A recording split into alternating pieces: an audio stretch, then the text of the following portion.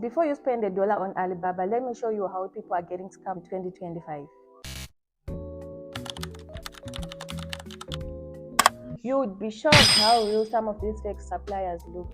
But don't worry, by the end of this video, you will know how exactly to spot red flags and protect your money. I've seen too many good people lose their money on Alibaba, so let me help you to avoid the same mistakes. Scam number 1, fake gold suppliers. They look 100% legit, 5 stars, even fake certificates. But when it comes time to deliver, nothing, you are ghosted. Check if the supplier has been active on Alibaba for at least 3 years. And also use trade assurance when making your payment. Please don't pay outside the platform. And if they dodge a video call or pressure you into ordering, run. Morife, run.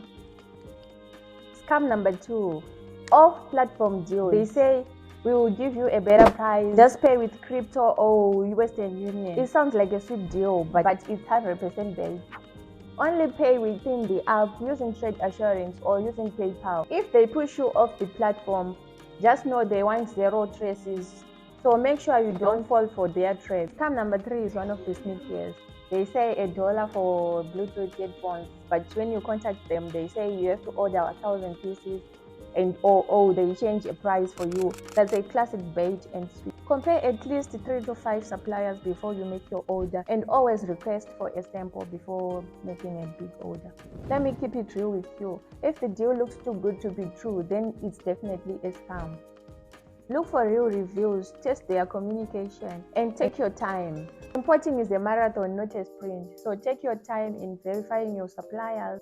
If this video has helped you, give it a thumbs up because it helps me reach people like you who need help in China importation. If you have had a weird experience on Alibaba, comment down below in the comment box.